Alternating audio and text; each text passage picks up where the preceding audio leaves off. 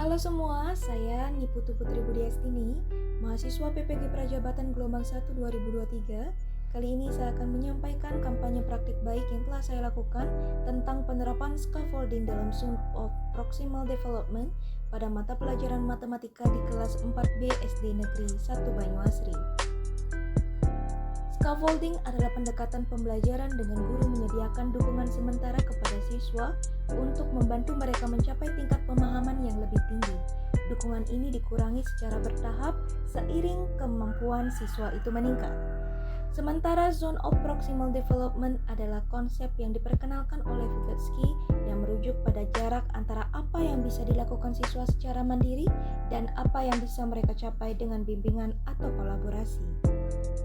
Terkait tentang urgensi intervensi, karakteristik siswa kelas 4B sangatlah beragam. Sebagian siswa mengalami keterlambatan pemahaman materi pada pelajaran matematika. Mereka cenderung mengikuti pendapat temannya dan malu bertanya lebih lanjut agar benar-benar memahami konsep materi pelajaran. Selain itu, pola pembelajaran pada umumnya di kelas ini tidak mempertimbangkan perbedaan sosio-kultural siswa, sehingga belum terfasilitasi dengan baik tingkat kemampuan dan partisipasi siswa dalam pembelajaran. Hal ini juga mengakibatkan tidak semua siswa berproses untuk berpikir kritis. Adapun tujuan intervensi, yang pertama meningkatkan pemahaman matematika. Membantu siswa kelas 4 di SD Negeri 1 Banyuasri menguasai materi matematika melalui pendekatan scaffolding yang disesuaikan dengan CPD mereka masing-masing. Yang kedua, meningkatkan partisipasi siswa. Mendorong siswa untuk lebih aktif dalam proses pembelajaran melalui bimbingan yang tepat. Langkah-langkah intervensi yang dapat dilakukan, yang pertama identifikasi CPD siswa, di mana menilai kemampuan awal siswa untuk menentukan CPD mereka.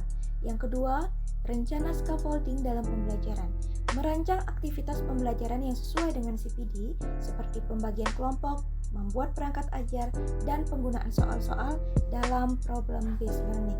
Yang ketiga adalah pelaksanaannya, menerapkan teknik scaffolding selama sesi pembelajaran dengan memberikan bimbingan yang tepat dan mengurangi dukungan secara bertahap berbantuan pendekatan teaching at the right level. Adapun implementasi dari scaffolding dalam pembelajaran dapat kita lihat dari tahapan yang saya munculkan dalam proses pembelajaran yang memuat scaffolding dalam pembelajaran ini. Yang pertama, rancangan pembelajaran berupa model problem-based learning, di mana merancang masalah yang meminta siswa untuk membuat piktogram yang menggambarkan jumlah alat tulis yang mereka bawa sebagai data yang akan diolah untuk dibuatkan diagram gambarnya. Kemudian teknik pembentukan kelompok dengan pendekatan teaching at the right level. Di sini saya mengelompokkan siswa yang mana siswa sangat mahir akan membuat piktogram dengan data mandiri. Siswa yang mahir dikelompokkan untuk menganalisis piktogram yang kompleks, sementara siswa yang masih belajar dasar-dasar piktogram bekerja dengan piktogram yang sederhana. Hal ini atau aktivitas ini dilakukan berbantuan dengan LKPD. Tahapan ketiga scaffolding yaitu teknik tanya jawab dengan metode pemberian pertanyaan terbuka atau masalah.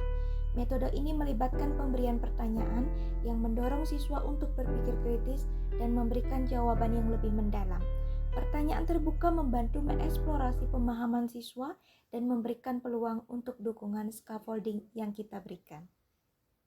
Berikut merupakan implementasi pelaksanaan scaffolding dalam pembelajaran dengan mempertimbangkan CPD siswa masing-masing.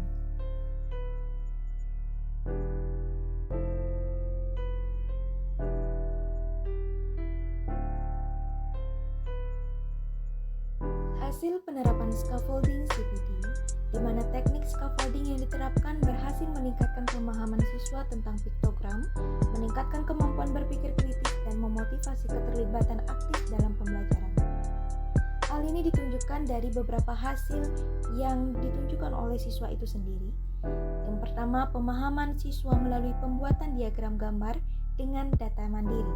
Di sini terlihat mereka berupaya untuk menunjukkan pemahaman mereka terkait diagram gambar melalui topik-topik yang mereka buat secara mandiri.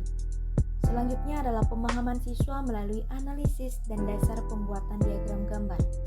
Jadi simpulan hasil penerapan scaffolding CPD ini, semua peserta didik baik yang memiliki kemampuan rendah, sedang maupun tinggi, mampu mengikuti pembelajaran dengan baik dan mengembangkan keterampilan menyelesaikan masalah secara sistematis melalui pengidentifikasian masalah, perencanaan penyelesaian, pelaksanaan rencana, dan evaluasi.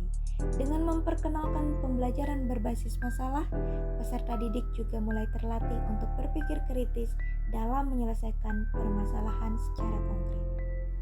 Selanjutnya adalah replikasi dan rekomendasi. Yang pertama, potensi penggunaan di kelas lain. Metode scaffolding yang diterapkan di SD Negeri 1 Banyuasri dapat diadopsi oleh kelas atau sekolah lain dengan modifikasi sesuai kebutuhan dan konteks siswa masing-masing. Selain itu, dilihat dari kemudahan adaptasi, scaffolding adalah teknik yang fleksibel dan dapat disesuaikan dengan berbagai materi pelajaran selain matematika. Untuk saran implementasi, yang pertama, implementasi scaffolding dapat dimulai dari menentukan CPD setiap siswa, agar scaffolding bisa disesuaikan dengan tingkat pemahaman mereka. Yang kedua, kita bisa melaksanakan kolaborasi antar guru untuk berbagi strategi efektif yang dapat diterapkan dalam pembelajaran di kelas. Yang ketiga, memanfaatkan berbagai alat bantu pembelajaran untuk mendukung proses scaffolding yang akan kita berikan kepada peserta didik. Terakhir adalah kesimpulannya, manfaat scaffolding adalah membantu siswa mencapai potensi maksimal mereka dengan dukungan yang bertahap yang dikurangi seiring meningkatnya pemahaman mereka. Dengan penyesuaian yang tepat, teknik scaffolding ini siap untuk direplikasi di berbagai lingkungan pendidikan untuk meningkatkan hasil belajar siswa secara keseluruhan. Demikianlah kampanye praktik baik yang saya lakukan dengan scaffolding pada Zone of Proximal Development. Semoga menginspirasi dan mari bersama-sama mengupayakan pembelajaran berpusat pada siswa dan memerdekakan. Terima kasih.